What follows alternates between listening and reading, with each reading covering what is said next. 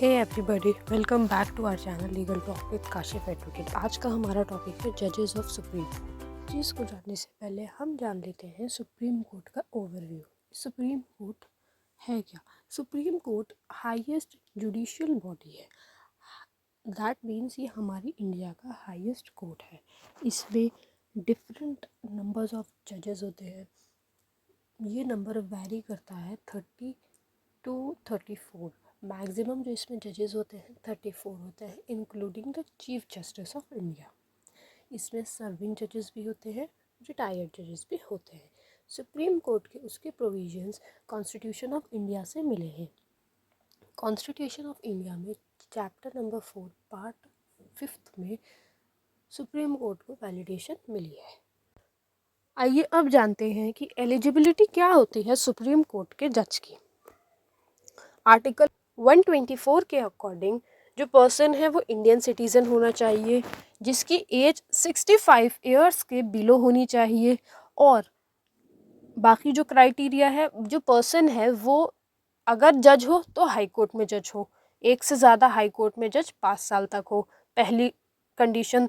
दूसरी कंडीशन अगर ये नहीं हो, अगर एडवोकेट हो तो एडवोकेट भी हाई कोर्ट का एडवोकेट होना चाहिए, जिसकी एक्सपीरियंस होना चाहिए 10 इयर्स का, और प्रेसिडेंट के ओपिनियन में एक इंडिपेंडेंस जूरिस्ट होना चाहिए।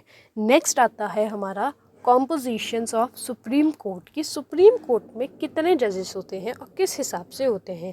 सबसे पहले जो मैक्सिमम नंबर ऑफ जजेस होते हैं सुप्रीम कोर्ट में वो होते हैं 34, including the chief justice of India. उसके बाद जो जजेस होते हैं वो बेंचेस में होते हैं।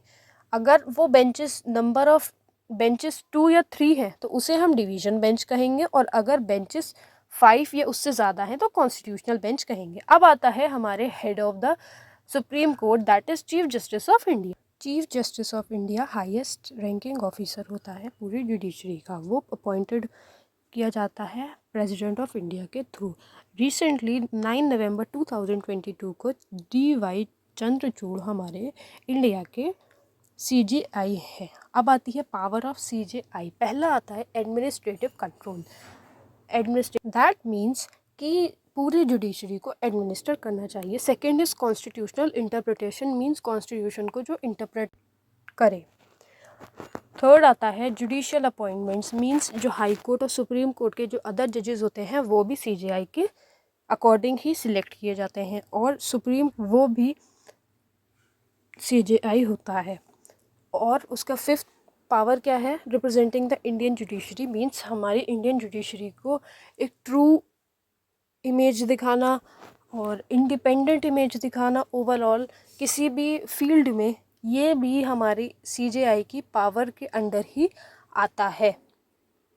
और जो हमने अभी पहले पढ़ा था डिवीज़न बेंचेस और कॉन्स्टिट्यूशनल बेंचेस, वो भी CJI ही डिसाइड करता है। ये भी उसी की पावर होती है कि कॉन्स्टिट्यूशनल बेंच लेनी है या डिवीज़न बेंच लेनी है, कितनी नंबर ऑफ बेंचेस बैठनी है, ये भी वही डिसाइड करते हैं।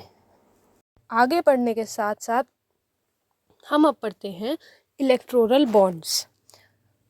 सुप्रीम कोर्ट का क्या रोल था इलेक्टोरल बॉन्ड्स पे? इलेक्टोरल बॉन्ड्स एक तरीके का चंदा होता है।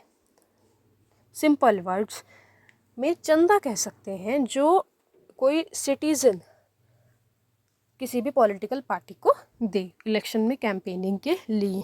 लेकिन जो अब हुआ है इलेक्टोरल बॉन्ड्स का, वो तो बिल्कुल इमेज ही चेंज करने वाला है। 2017 में इलेक्टोरल बॉन्ड्स स्टार्ट हुए थे, लेकिन जब जैसे जैसे टाइम बढ़ता गया, जो फंडामेंटल राइट है हमारा क्लॉज आर्टिकल 19 क्लॉज 1 के क्लॉज A में, जिसमें वोटर्स के पास राइट टू इन्फॉर्मेशन होती है कि किसने कितना इलेक्टोरल बॉन्ड में मनी किस पार्टी को दिया, वो SBI ने वॉयलेट करा।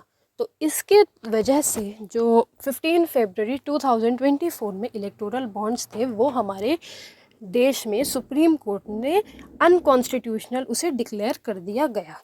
अगर आप चाहते हैं कि इसके बारे में पूरी वीडियो आपको एक्सप्लेन करें तो आप इसमें कमेंट्स में बताइए। अगर आपको एक सेपरेट वीडियो चाहिए इलेक्टोरल बॉन्ड्स के लिए, जो पूरा प्रोसीजर सुप्रीम कोर्ट ने फॉलो किया था वो सारा आप अगर कहेंगे तो आपको इस पर भी वीडियो मिल जाएगी। अब नेक्स्ट आता है बहुत ही क्यूरियस वाला टॉपिक, जो हम इस टॉपिक को हम इस वीडियो में बिल्कुल मिस नहीं कर सकते। ये टॉपिक है कि क्या सुप्रीम कोर्ट सिर्फ दिल्ली में ही रह सकता है। वैसे तो हमें पता है ये हमारी इंडिया की कैपिटल न्यू दिल्ली में है, लेकिन क्या सीट ऑफ सुप्रीम कोर्ट सिर्फ दिल्ली तक लिमिटेड है? ये एक क्वेरी आ सकती है हमारे दिमाग में। तो इसके भी ये भी एक पावर है सुप्रीम कोर्ट के हेड की, that is chief justice of India की। कॉन्स्टिट्यूशन ऑफ इंडिया के अकॉर्डिंग दिल्ली को वैसे तो सीट माना गया था सुप्रीम कोर्ट की, लेकिन जो चीफ जस्टिस ऑफ इंडिया है उसके पास पावर है, अगर वो पूरी कंट्री में किसी भी जगह को असाइन कर दे, किसी भी कोर्ट को असाइन कर दे कि हम यहाँ पर सुप्रीम कोर्ट लगाएंगे, तो वो वहाँ लग सकती है। बिल्कुल ये कॉन्स्टिट्यूशनल राइट है, लेकिन सिर्फ ये किसके ऑर्डर पे होगी? CJI के ऑर्डर पे। उम्मीद करते हैं आपको ये सारा कुछ समझ में आया होगा। कोई क्वेरी हो तो आप कमेंट बॉक्स में बताएं, और अगर इसमें कोई आपको इम्प्रोवाइजेशन चाहिए तो आप उसे भी बताएं। Thank you for watching. Please do like, comment and subscribe the channel and share this video friends, family or knowns. Thank you. Keep watching our channel. Thank you so much.